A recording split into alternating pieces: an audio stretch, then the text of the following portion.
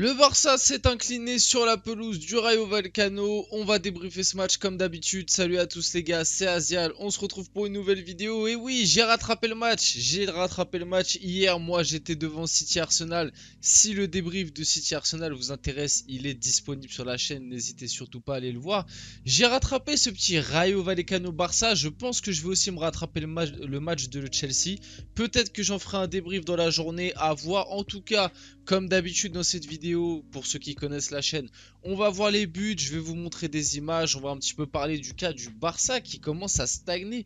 Heureusement pour eux que le Real Madrid est clairement hors course en Liga. Je pense que le Real, dans leur tête, la Liga, ce n'est plus du tout un objectif. Et heureusement pour eux parce que le Barça ces derniers temps, ça cale pas mal. Il y avait eu la victoire face à l'Atlético qui avait un petit peu relancé la machine. Mais là, défaite, je crois que le Barça, on va le voir juste après, je vous ai montré quelques petites stats, mais je crois que le Barça sur les 5 derniers matchs, c'est 2 nuls, 2 défaites, une victoire. C'est pas au mieux. Et surtout dans le jeu, moi c'est le jeu du côté du Barça qui je trouve est vraiment inquiétant. Et Xavi, va falloir vraiment qu'il commence à se poser des petites questions. De là à dire faut pas remettre en question son poste, je ne pense pas. Mais c'est vrai que par rapport à ce qu'il a à disposition, faut arrêter quand même de se foutre de nous. Faut pas nous faire croire qu'il joue avec 11 peintres sur le terrain. Il a quand même des joueurs de qualité et ce qui est proposé est assez faible. Bref, passons directement dans le vif du sujet de ce débrief. Comme d'habitude, un petit like, petit commentaire, petit partage sur la vidéo, ça fait toujours plaisir. Ça vous prend 2 secondes et nous en tant que créateurs, ça nous aide énormément. Merci beaucoup à ceux qui le font, c'est un immense plaisir. Bref, ce Barça, bon, le Rayo Vallecano, moi je suis pas un expert de la Liga, mais j'ai été agréablement surpris. Mais les points forts entre guillemets de ce Rayo Vallecano, c'est-à-dire bon pressing, beaucoup de qualité physique dans le sens où la plupart des seconds ballons ont été gagnés par le Rayo Vallecano. Le Rayo Vallecano a énormément pressé ce Barça et surtout physiquement du côté du Rayo Vallecano, en termes de vitesse de course et de puissance, t'avais des sacrés clients. Et du côté du Barça, c'est là que tu as senti quand même un petit peu, j'ai envie de dire, limite leur point faible. C'est que dans la compo de Xavi, il y avait eu quelques petits changements, notamment vis-à-vis du milieu de terrain. Faut en parler. Ce milieu de terrain, Gavi, De Jong, Pedri, qui s'est fait complètement manger face au milieu de terrain du Rayo Vallecano. Et même défensivement, le Barça a été assez faible. Globalement, le Barça a été assez faible, mais c'est surtout, je trouve, moi, au milieu de terrain où ouais, j'ai trouvé ce Barça très très faible avec un Pedri qui revient de blessure, un Frenkie de Jong qui ces derniers temps, je sais plus s'il revient de blessure, mais en tout cas ces derniers temps n'a pas énormément joué. Et puis t'as Gavi, mais tu sais que Gavi, la qualité physique, c'est pas non plus son truc premier. Et d'ailleurs, sur le premier but du Rayo Vallecano, pardon, on le voit juste ici, il y a un duel entre Gavi et je ne sais plus c'est qui. Bref, il y a un duel sur Gavi. Gavi va complètement perdre son duel à l'épaule, il va même tomber. Ça va faire progresser énormément cette attaque du Rayo Vallecano qui va contourner la défense du Barça. Là, j'ai pas compris. T'es en phase haute et tu te retrouves à descendre. En fait, Araujo qui était près du ballon là, qui aurait pu peut-être sortir ou quoi, je sais pas, rester haut, défendre en avançant. Non, ils ont tous reculé, ce qui fait que le Rayo Vallecano s'est installé à l'entrée de la surface du Barça. Il a fixé le joueur du Rayo, vraiment je ne sais plus c'était qui. On va remettre dans le contexte, on est à la 19e minute de jeu, voilà. C'est Sergio Camelo, voilà, qui est juste là, qui fixe la défense barcelonaise et qui va glisser un petit ballon côté gauche pour Alvaro Garcia. Alvaro Garcia qui va t'envoyer une minace croisée. Koundé, voilà, hein. Koundé était latéral droit, la défense de Koundé, bon on va en reparler, mais Koundé il fait un match apocalyptique. Honnêtement le match de Koundé est cata. Frappe monumentale croisée, Ter Stegen ne peut rien faire, on voit la balle finit petit filet. Ça fait 1-0 pour le Rayo Vallecano, le Barça qui va essayer de réagir, le Barça qui a eu quelques situations, on va pas se mentir, mais devant c'est pareil, c'est très très gentil je trouve. T'as un Lewandowski qui en ce moment n'est pas dans la confiance de sa vie, il n'est pas dans la forme de sa vie. T'as un Ferran Torres, moi je suis désolé, Pendant longtemps, notamment moi avec mes potes, j'ai toujours eu ce débat. Je n'ai jamais compris comment le Barça peut se satisfaire d'avoir mis 60 patates sur Ferran Torres. Ce mec est nul. Moi, je suis désolé, vous pouvez me dire ce que vous voulez. Certains, peut-être que certains fans du Barça vont le défendre dans les commentaires de cette vidéo. Ferran Torres, moi, ce mec, je le trouve bidon. Je le trouve bidon. Ce mec n'apporte rien à aucune équipe. Quand il était à City, c'était pareil. Je le trouvais extrêmement neutre. Et c'est pour ça, je pense que Guardiola l'a vendu. Il faut pas se faire. Croyez-moi que quand City a reçu une offre de 60 millions du Barça pour Ferran Torres, mais Guardiola, il a dû prendre sa propre voiture pour l'emmener à l'aéroport. Ce mec, je le trouve bidon. Bref, moi, Ferran Torres, je ne suis pas du tout fan du joueur. Rafinha qui avait fait une entame de match intéressante, mais plus le match a avancé, plus je l'ai trouvé pareil, neutre, souvent pas dans les bons temps, etc. Et puis tu as un Lewandowski assez faible. Ce qui fait que, enfin assez faible, en perte de confiance plutôt. Ce qui fait que, rentrée de seconde mi-temps, le Rayo Vallecano va encore une fois accélérer. Là, c'est pareil, encore une fois, duel au milieu de terrain. Un petit peu comme le premier but où Gavi avait perdu son duel au milieu de terrain. Là, tu as encore un duel au milieu de terrain que De Jong, au début, on se dit qu'il va le remporter. Au final, voilà, et c'est là qui est incroyable. Fran Garcia, en plus, joueur prêté par le Real Madrid. Regardez l'accélération qu'il va mettre à De Jong, c'est incroyable.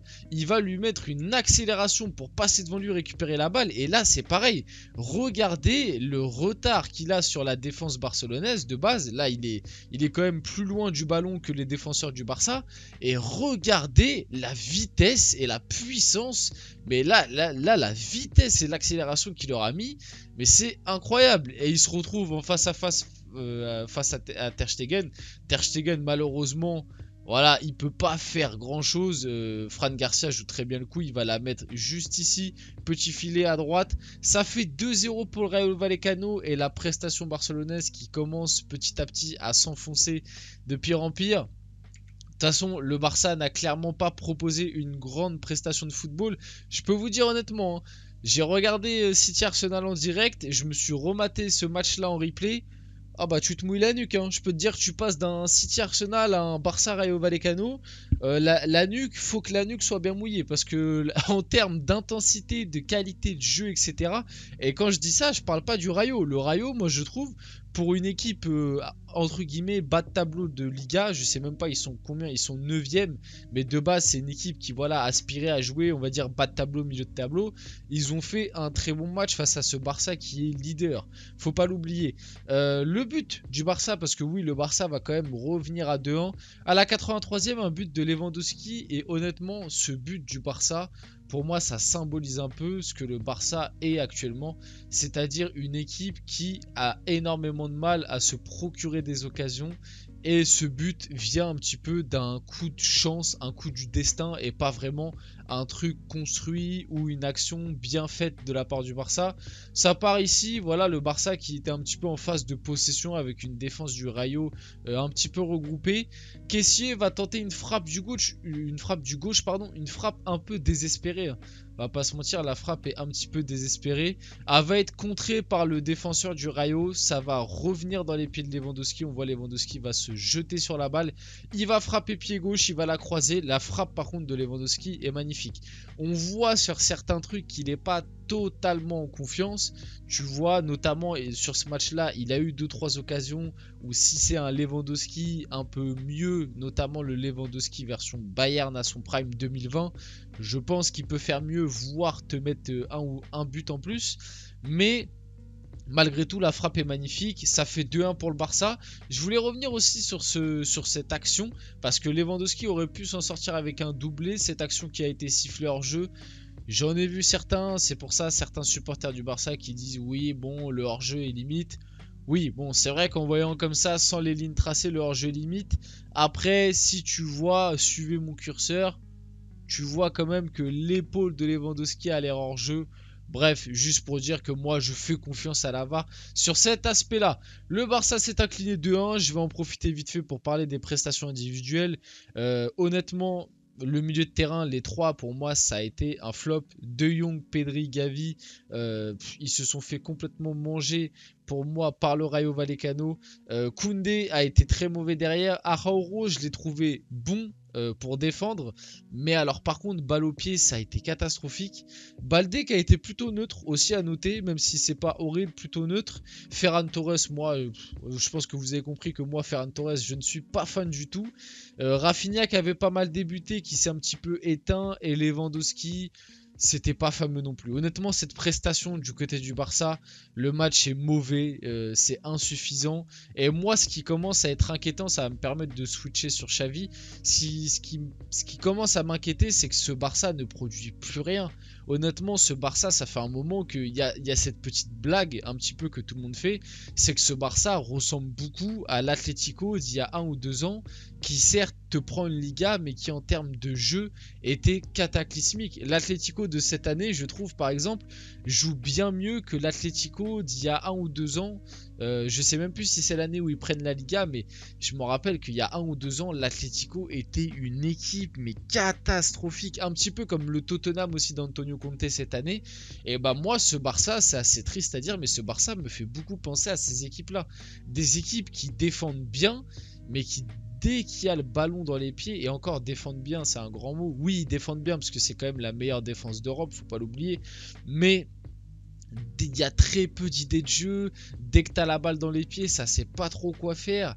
Et je pense que tous ceux qui regardent les matchs du Barça assez régulièrement voient de quoi je parle. Surtout que de base, quand Xavi était arrivé au Barça, il nous avait proposé du jeu. Même dans ce début de saison-là, actuel, le Barça jouait bien mieux qu'à l'heure actuelle.